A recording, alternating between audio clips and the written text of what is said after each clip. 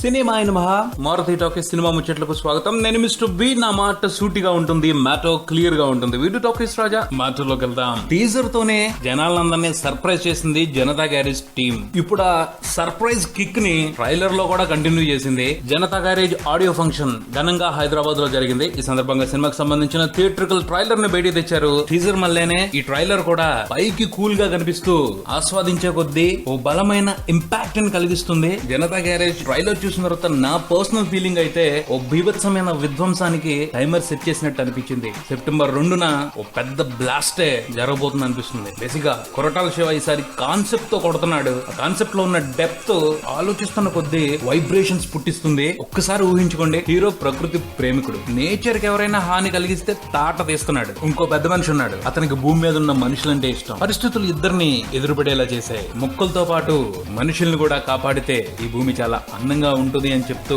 పెద్దయిన హీరోని జనతా గ్యారేజ్ కి ఆహ్వానించాడు. జనతా గ్యారేజ్ కు హిస్టరీ ఉంది. అందులో 7 మెకానిక్లు ఉంటారు. వాళ్ళందరూ కూడా ఎవరికైనా కష్టం వస్తే ఎగబడిపోతారు. ఆవేశపరుడైన కాలేజీ స్టూడెంట్ ఆలోచనతో ఒక నాయకుడిగా ఎదిగిన మనిషికి అండగా వెళ్ళాడు. ఆలోచించండి, ఏ విధమైన రచ్చ జరగబోతుందో రేపు థియేటర్ లో ఆలోచించండి. నాయకుడు దళపతి లాంటి సినిమాలు తెలుగులో లేవు. కొంతవరకు సర్ది చెప్పుకోవడానికి రామ్ గోపాల్ వర్మ గాయం ఉంది, కానీ ఓ బ్లాక్ బస్టర్ లేదు. ఓ స్టార్ హీరో నాయకుడిగా తెలుగు వెండి తెరని అల్లాడించిన సినిమా లేదు. ఆ లోటు ఈ జనతా గ్యారేజ్ తో తీరబోతుంది అనిపిస్తుంది. ట్రైలర్ ని మొదటిసారి కంప్లీట్ గా చూసిన తర్వాత కాస్త డిసప్పాయింట్మెంట్ కలగొచ్చు. కొంచెం డల్ గా ఉంది ట్రైలర్ అని, కానీ కాన్సెప్ట్ ని అర్థం చేసుకుని మళ్ళీ చూస్తే మామూలుగా లేదు. వ్యవహారం పాయింట్ ఇది అని బుర్రలో పెట్టుకుని ట్రైలర్ లో కట్ చేసిన షార్ట్స్ చూస్తుంటే పులకింత వచ్చేస్తుంది ఒళ్ళంతా. ట్రైలర్ లో తారక్ అయితే పిచ్చికిచ్చేస్తున్నాడు. అతని యాటిట్యూడ్ మైండ్ బ్లోయింగ్. ట్రైలర్ లో కనిపించిన షార్ట్స్ లో ఉన్న ఇంటెన్షన్ బట్టి అర్థం అవుతుంది ఈ సినిమాకి సంబంధించి దర్శకుడు కొరటాల శివ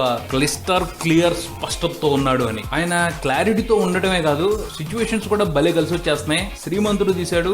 ఆ టైంలో అడాప్టేషన్స్ కి సంబంధించి ఎన్ఆర్ఐస్, మినిస్టర్స్ వీళ్ళందరూ కూడా గ్రామాలని దత్తత తీసుకోవడానికి సంబంధించి ఏదో కార్యక్రమం జరుగుతా ఉంది. ఇప్పుడు చూసుకుంటే 2 తెలుగు రాష్ట్రాల్లోనూ పచ్చదనం గురించి పెద్ద ఉద్యమమే నడుస్తుంది. తెలంగాణ రాష్ట్రంలో హరితహారం, ఆంధ్రప్రదేశ్ లో వనం మనం. జనతా గ్యారేజ్ లో హీరో ప్రకృతి ప్రేమికుడిగా కనిపిస్తూ మొక్కల్ని కాపాడమని బ్రహ్మాండమైన స్పీచ్లు ఇచ్చేస్తున్నాడు. నిజంగా సూపర్ కోయిన్సిడెన్స్.